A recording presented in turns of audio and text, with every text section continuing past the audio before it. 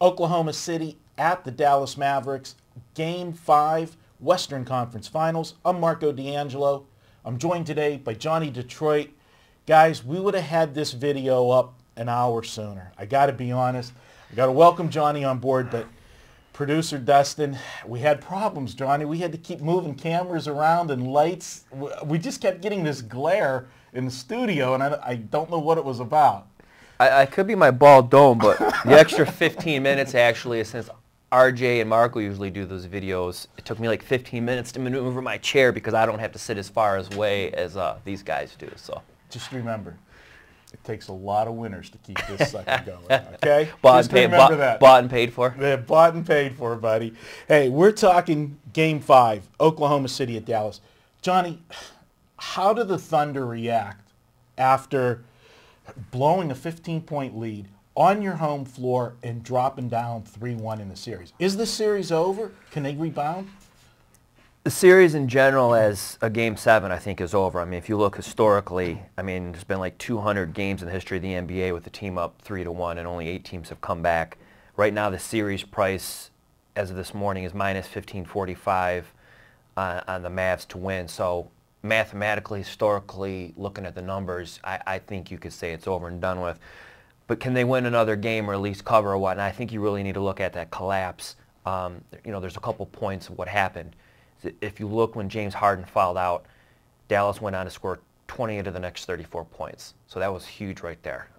They couldn't stop Dallas defensively once he, hit the bench.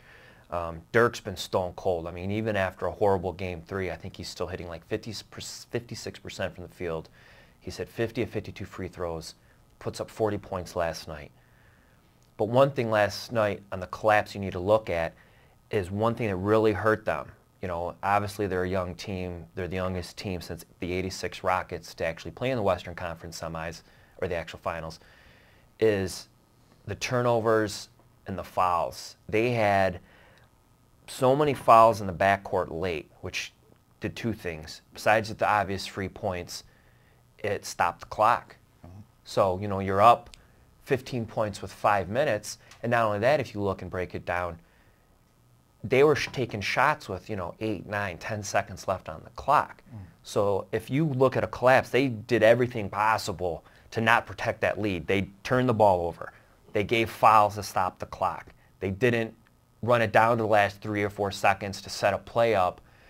They gave the game away. I mean, there's 65 times in the history of the NBA a team has been down 9 points at the end of the first quarter, and only 9 teams have come back, and now 10 after last night. Well, going into this series, Johnny, I love the Mavs. I mean, I've been on the Mavs from day one, and this is a situation, Oklahoma City's they've had a phenomenal season, but we talk about there's growing pains in the NBA. Right. We see it happen in the NFL sometimes where teams go from last to first and, they make that big jump, But remember, when you're playing in the NFL and you're playing the playoff games, it's one game, and anything can happen in one game and then right. you move on.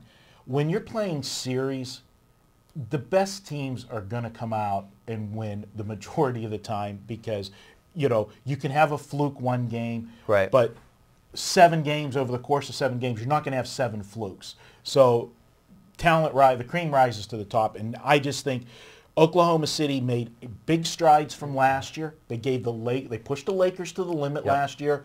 It was a learning experience. They moved on this year. They got through the first 2 rounds, got to the Western Conference Finals. I think this is a team that's 1 year away. Or 2. Next year, you'll see a better result from them.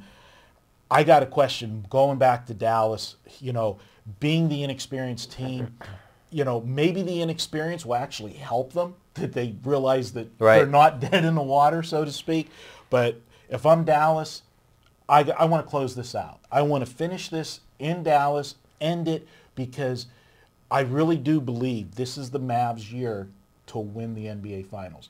Dirk, like you said, this guy, through not just this series, the whole playoffs. Stone cold. He is absolutely playing on a different level that he's been a great player his whole career, but you got to admit, you look at this guy, maybe he's looking at his window of opportunity starting to shrink too, and he wants to get his ring when he can get it. I don't know that there's value, though, in taking the Mavs laying the points because Vegas has adjusted this number up. It's, you know, the opening number was 6 and 199.5. Current line is 6.5, 198.5.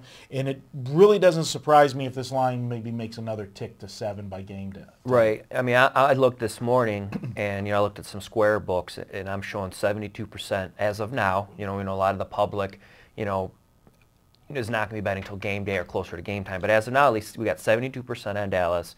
We got 76% on the over. So, you know, going back to the original comments I had, I mean, historically, mathematically, you know, what the books are thinking, now you're tossing in what the public's thinking, obviously, with Dallas in the over, is they're looking at this series is done, where I think over the 7, I think it's done. But, you know, Oklahoma, I mean, they're a solid squad. I mean, the turnovers, the fouls, I mean, you know, Harden falling out of the game. I mean, there's just a couple tangibles that allowed them to kind of piss that game away where, you know, talent-wise, is Dallas astronomically better than them where it's a total domination? I really don't think so. I just think it's a young, inexperienced team. Dirk's playing on a level where he's almost unstoppable.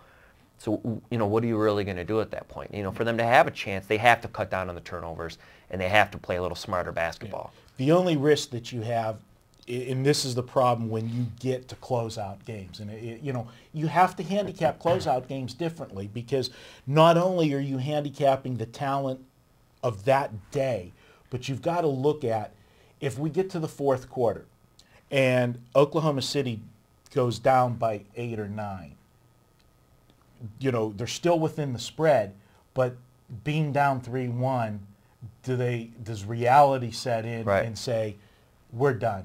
You know, we can't come back, it's over. And then all of a sudden, a game that's a 7-8 point game becomes a 12-15 point game because, you know, you quit.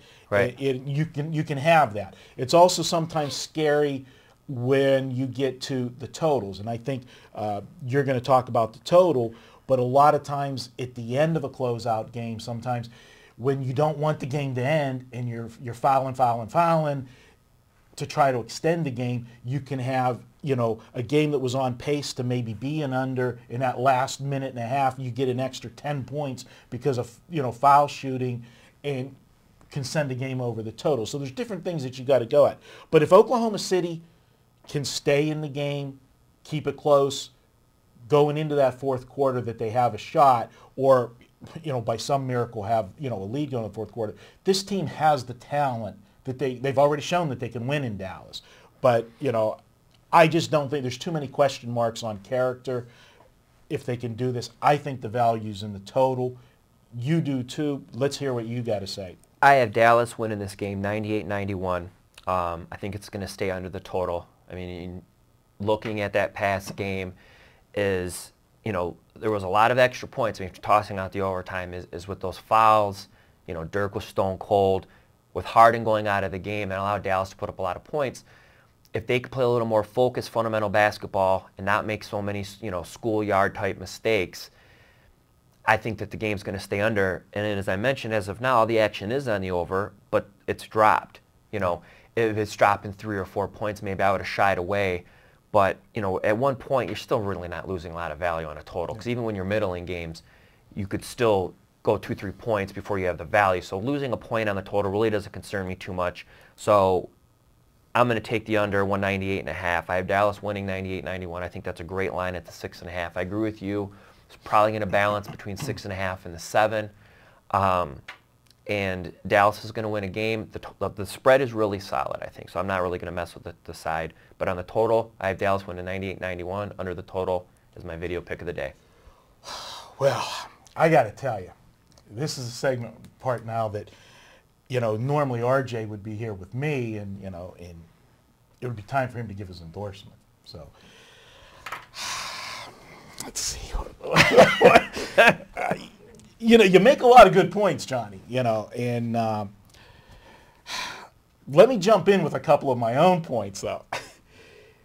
Dallas, defensively, the first 2 games at home, they didn't play good defense. And I think coming back home and wanting to close this out, they are going to want to make a statement.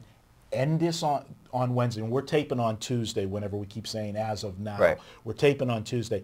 If they close this out, they're done. They get to rest for the start of the NBA Finals.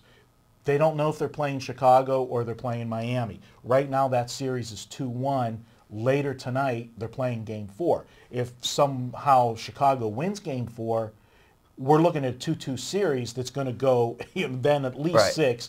They get rest, which is a huge advantage if they end up against the Heat because, the Heat's the older team. They're going to close this out. I think they play great defense. I think they do keep this under the total. I got to give you my endorsement. So, there you go. I could sleep well tonight, and I could feel the positive energy coming. I know. I sleep better. First, I thought it was the pregame tie that matches the pregame logo. How long did it take you to find that? I see RJI in this tie-up. Now, of course, I never see him in a tie, but if he would wear a tie, could you see him sporting this tie in the orange visor? How pimp would that be? Not at all, but okay. There you have it. We've got an official play from Johnny Detroit. He's taking the Dallas-Oklahoma City game under the total, Game 5 Wednesday night. You've got my endorsement on it, too, for what that's worth for you. So, I'll make sure I fix the chair so when you guys start filming your videos again that it's a little further back so you guys can fit more comfortably. Don't be a player hater. You just, You're not allowed to say that word. Hey, it's been fun. We're going to be back. Actually, Johnny and myself, we're going to be talking about some horse stuff. We're going to do some horse stories. Some horse stories, some fixed races, the infamous fog race. So, yeah, stay tuned. We got some good stuff to talk about.